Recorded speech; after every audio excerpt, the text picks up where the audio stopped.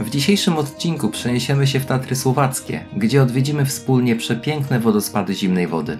Miejsce to jest bardzo widowiskowe, a ze względu na łatwy dostęp stanowi świetną propozycję dla każdego górołaza.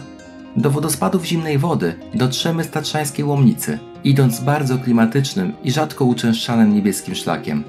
Po wizycie w tym miejscu udamy się do Bilikowej chaty, położonej na Hrebienioku. Stamtąd zejdziemy do tatrzańskiej Łomnicy, odwiedzając po drodze klimatyczne smokowce. Ten dzień traktujemy jako rozgrzewkę, prolog do tego, co jest głównym celem tego wyjazdu, czyli do kilkudniowego trekkingu pomiędzy schroniskami wysokogórskimi. Zapraszam Was serdecznie na film.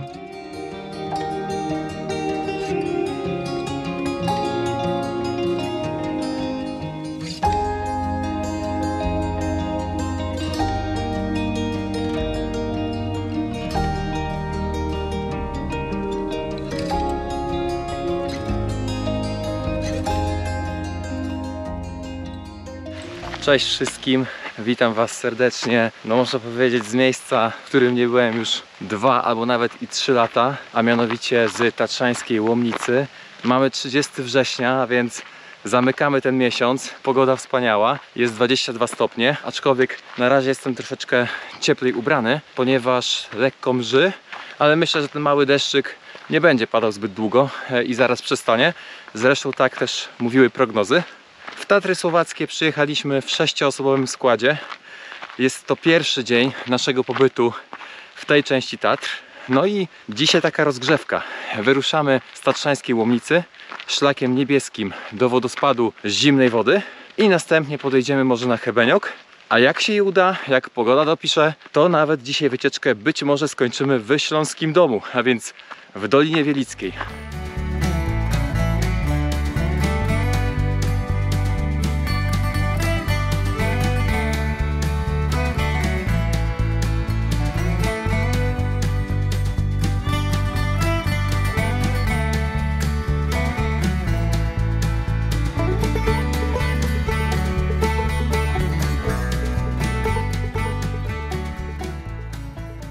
Jesteśmy troszeczkę mocniej zapakowani, ponieważ jutro wyruszamy do chaty pri Zelenym Plesie, a więc do Zielonego Stawu w Dolinie Kierzmarskiej. Tam będziemy spali jedną noc, a następnie będziemy musieli przejść przez skalnatą chatę, a więc przez okolice Łomnicy, Durnego Szczytu Kerzmarskiego do Zbójnickiej chaty, więc tamten dzień przejściowy, czyli ten drugi, będzie o wiele cięższy.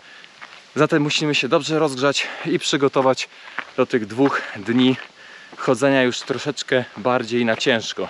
Już wiemy, że dzisiaj pogoda będzie zmienna. Na początku, jak wyszliśmy z pensjonatu, przywitał nas porywisty wiatr, było dosyć chłodno. Potem się zrobiło ciepło, taka ala parówa. Teraz mrzy, no i znowu temperatura spada. A ja znajduję się w fajnym miejscu, jestem przy zbiorniku retencyjnym w tatrzańskiej Łomnicy, nieopodal dolnej stacji wyciągu krzesełkowego. No i ten zbiornik jest głównie po to, aby zbierał wodę z gór, a następnie mógł ją oddać do armatek śnieżnych, z których naśnieżone są te stoki narciarskie. Dzisiejsza ekipa to Tomen Mountains. Witamy się! Tomen Mountains Fan Club. To jest mój fan club, oficjalny czy nieoficjalny? No jeszcze nieoficjalny. Poczekaj. Ale... Czas pokaże. Czas pokaże. Macie markera? Tak. Nie macie markera? Nie, ale fajnie, dotarliśmy całym składem. Wszystkich kojarzycie na pewno z innych filmów. Ola, Dominika, Łukasz, Aga i Maciej G.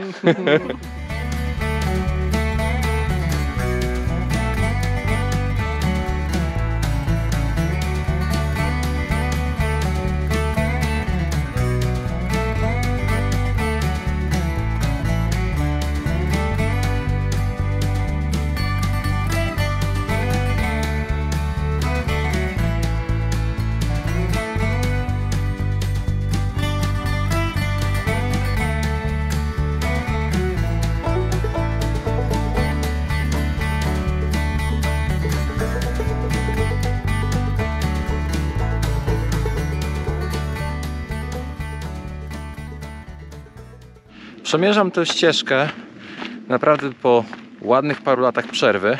Nie byłem tutaj bodajże z 8 lat. Powiem tak szczerze, że chyba dzisiaj ta ścieżka podoba mi się najbardziej. Jest tutaj spokojnie i przede wszystkim w jej obrębie zakończyły się wszelakiej maści roboty, które miały na celu usunięcie tych powyrywanych drzew, które w wyniku tego słynnego kataklizmu już pewnie sprzed prawie 20 lat były tu wszędzie porozrzucane, połamane, no, znajdowały się wszędzie. No i non stop władze TANAP-u, nadleśnictw słowackich usuwały po nich pozostałości. Zawsze było tutaj głośno, był tutaj wszechobecny hałas spowodowany odgłosami z piły motorowej, więc spalinowej. Dużo się tutaj działo. Z daleka myślałem, że to może jest taka duża kurka, no ale jednak nie. Jakoś taką inną ma konsystencję. Wygląda, jakby to była zgaszona świeczka. Do wodospadów zimnej wody idziemy szlakiem koloru niebieskiego. No a za chwilkę miniemy grzbiet górski, który opada ze strony Łomnickiego Szczytu. I jak go miniemy, to już będziemy znajdowali się w dolinie zimnego potoku, zimnej wody.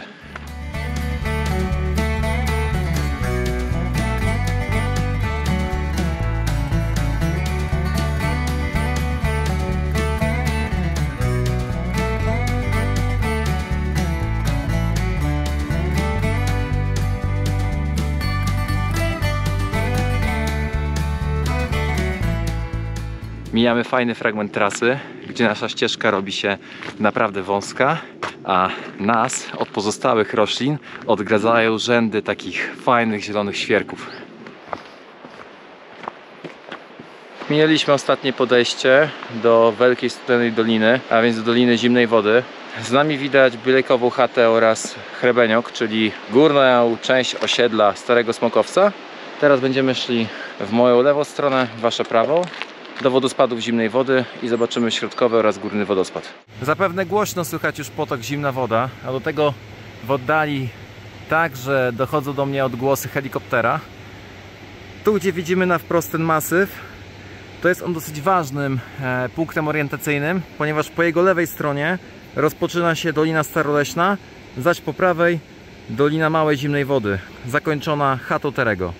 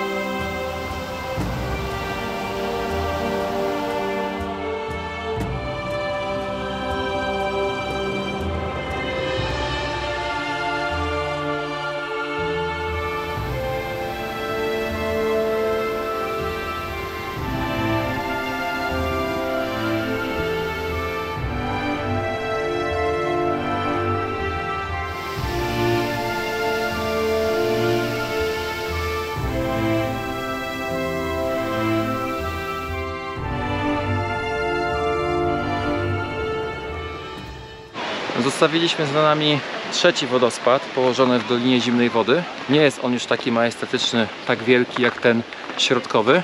Do tego dla mnie przypomina on bardziej nie sam wodospad, a taką rynnę, przez którą bardzo szybko spływa woda. Bardziej kojarzy mi się on ze ślizgawką w jakimś aquaparku. Tylko taką, wiadomo, bardziej hardkorową.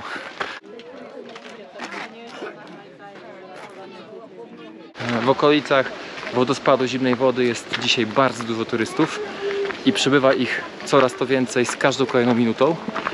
Uważam, że na Słowacji brakuje troszeczkę takich miejsc, które są bardzo szybko i bardzo łatwo dostępne z właśnie miasteczek Wysokie Tatry, przez co turyści mają bardzo mało wariantów do wyboru, a akurat właśnie wodospady zimnej wody od tego odbiegają i dostać się tutaj jest naprawdę łatwo, bo albo piechotką przez Hrebeniok szlakiem zielonym z Smokowców. Może to zająć każdemu turyście, przeciętnemu turyście około godziny, może półtorej godziny marszu, lub także skrócić ten odcinek szlakowy i większą jego część podjechać kolejką, takim wagonikiem, jak na przykład podjeżdża się na Gubałówkę, no i następnie pozostanie nam już tylko około 20 minut spacerkiem w dół do pierwszego z wodospadów.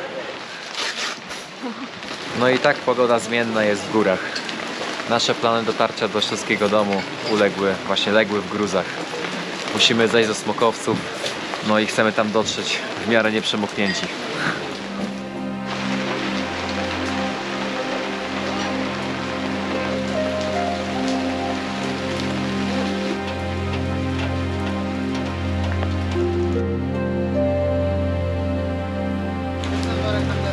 Tak.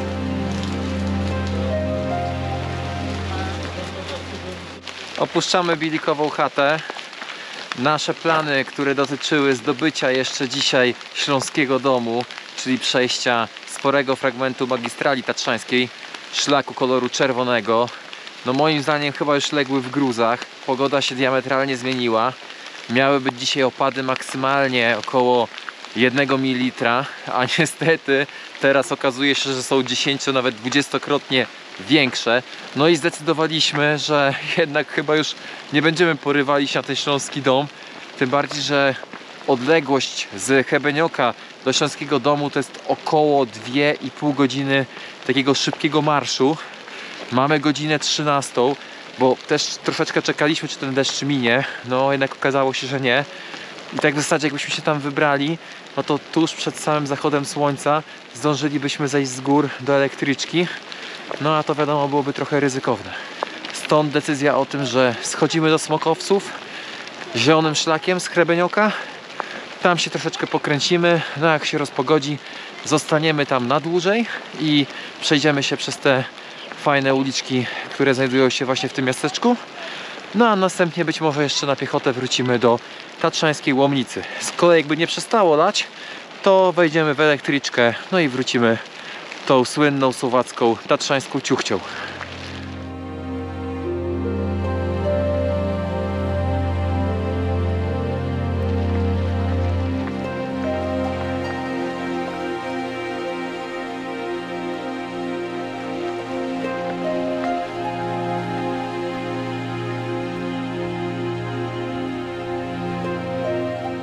No i tak schodzimy do Starego Smokowca. Cały czas pada, nic się nie zmieniło od ostatniego nagrania. Nie schodzimy szlakiem turystycznym, bo jest trochę zalany. Wybraliśmy tą drogę asfaltową dojazdową do stacji górnej w Hebenioku. Powoli już marzymy, żeby wyjść z tego deszczu.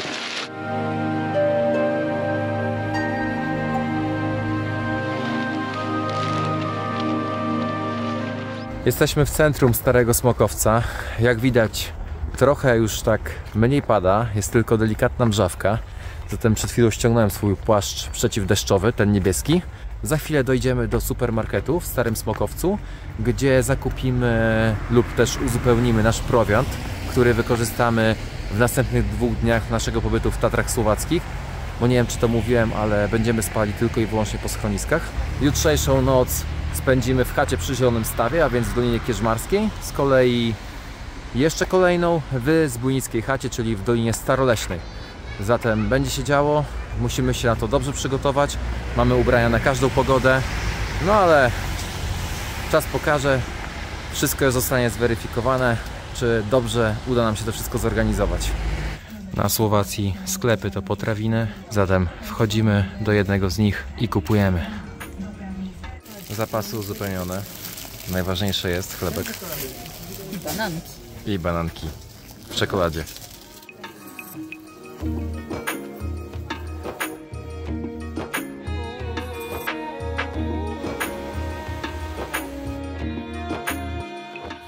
Jednak nie skorzystamy z elektryczki, która by nas zawiozła praktycznie pod nasz pensjonat do tatrzańskiej Łomnicy, tylko przejdziemy się do niej piechotką. Jest to około 6,5 km. No i chcemy to tak zrobić w godzinę 15, może godzinę 20 minut.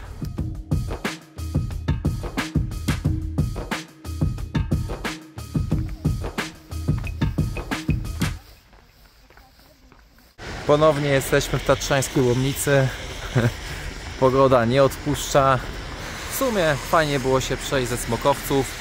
Przez chwilę żałowaliśmy, że nie wybraliśmy elektryczki, ponieważ może troszeczkę mniej by nas zmoczyło. Teraz idziemy na chwilę do pensjonatu, przebierzemy się, no i przede wszystkim musimy się spakować na 2 kolejne dni chodzenia po górach, gdzie będziemy spali w schroniskach. No i wiadomo, trzeba dobrze przejrzeć rzeczy, które chcemy zapakować do środka, do wewnątrz naszych plecaków, tak żeby nie nosić zbędnych kilogramów. Zatem wracamy, pakowanko, no i jeszcze wyjdziemy dzisiaj na miasto. No i dobra, na dzisiaj to tyle. Dziękuję Wam za uwagę i do zobaczenia w kolejnych częściach. Cześć!